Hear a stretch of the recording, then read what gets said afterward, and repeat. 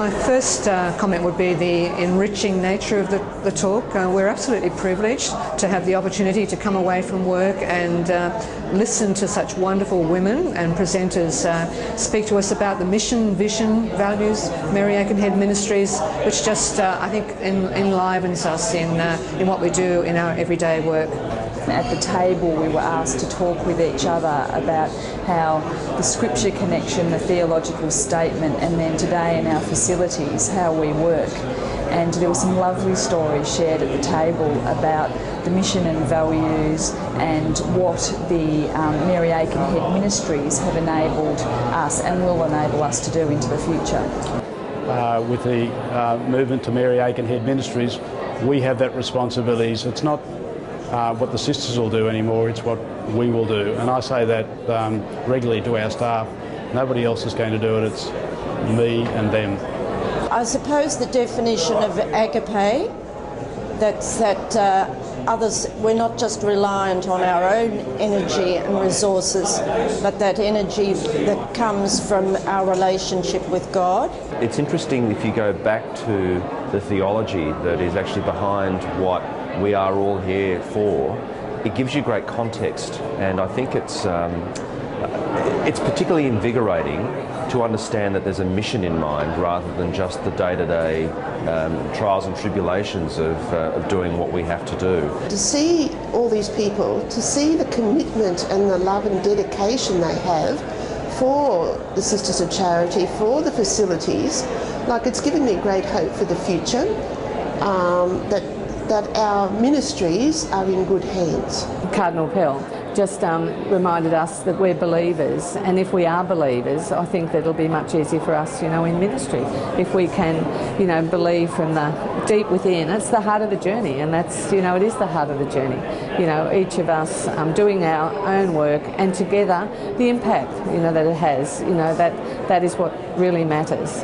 I think at the heart of the mission is a real energy amongst these people, amongst all of us. What I've picked up on in this day and a half is a real beating heart, so that there is a sense of purpose, that there is a hope-filled sense of what we're doing actually is important and can make a difference. Just having a better understanding of our structures and also of our mission in terms of service of the poor, and being also having that theological statement and the understanding of that in front of every decision we make at college in education. So, if you're not joyful and happy about what you do, then the spirit, the mission doesn't live, I think people pick up when you're insincere about what you're on about, and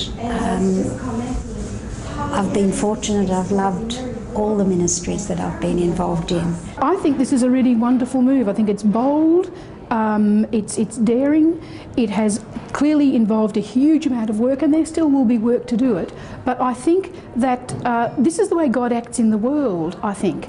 A collaborative approach and bringing people along in decision making is the most effective way of making decisions implemented. And I guess many of us have a tendency to think that we're the fountain of all knowledge, and we know the answers. But obviously, we don't. It really makes me feel humble that I am a Sister of Charity, because I see lay people really being nourished by the story of Mary Aikenhead, and that nurtures me even further. Well, the heart is the symbol of love, and we are Sisters of Charity, Sisters of Love, and I would hope that as models, well, as Sisters of Charity, that we do reach out in love, and that people can approach us knowing that they're going to be returned with love. It's a great opportunity for me to reflect and to feel. It gives me reassurance that what I'm doing is it's what it's all about. I came sort of dragging my feet a little bit. I wasn't too sure whether I wanted to be here because I'm not a great conference person, but I'm going home with the heart beating, and particularly with that mission story and that song, The Mission, is really just sort of resonating with me. I think it's very important, and I think it's most important that all the entities of Mary Aikenhead Ministries, the health, the education, the welfare, more and more get together and converse with one another. It's very special to have a moment to be able to stop and develop a very reflective culture around what we're doing, and to have that moment to come together with like-minded people all working in the same direction. I've got a great love of Celtic spirituality, and one of their symbols is the unending circle, the knot that has, you see, no beginning and end. And what I saw in afresh today was this circle of energy of the love of Christ impelling us to explore and to change and to imagine, with a continuity but with an unknown destiny. The people around us, the leaders and all those who are present there, you could feel that sense of unity, that we are moving together, maybe in the complex realities of what we're facing, but there is an openness somewhere there that we're willing to face the challenges. And that gives, I guess for me, it gives me as a sister of charity that vision that we are not alone in our world like a crusader, but we are actually people of God, the church. What is it that calls a Muslim woman to collaborate with us in our hospital, such as St. Joseph's? What is it that calls a Jewish man to lead up one of our research institutes? What is it that calls a sister of charity, even though she's aging, to continue to minister? What's the heart of our call? It's service, and it's for the poor and with the poor. I would hope that as a result of this, when we go back to our board meetings, that each board meeting will agenda in an examination of how we're going against these principles, so that we can keep on track and we can keep that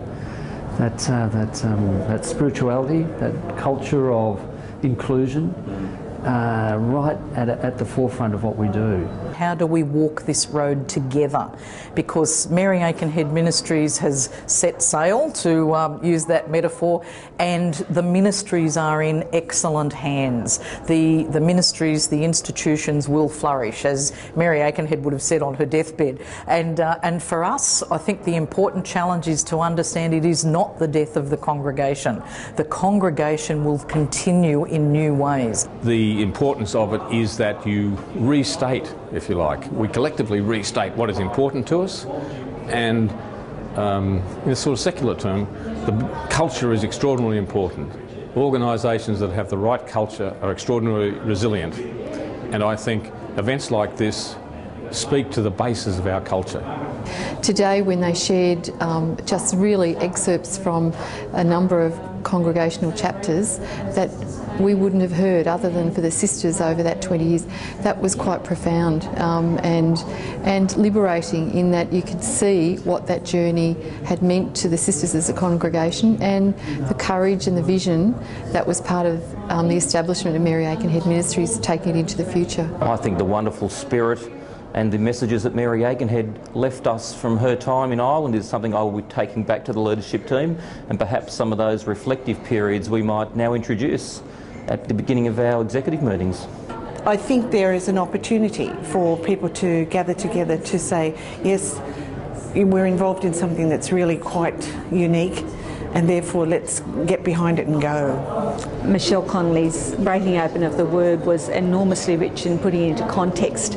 It made me see a new way in which the theological statement was so absolutely grounded in those scripture passages, and how those scripture passages were really critical scripture passages in the story of Jesus.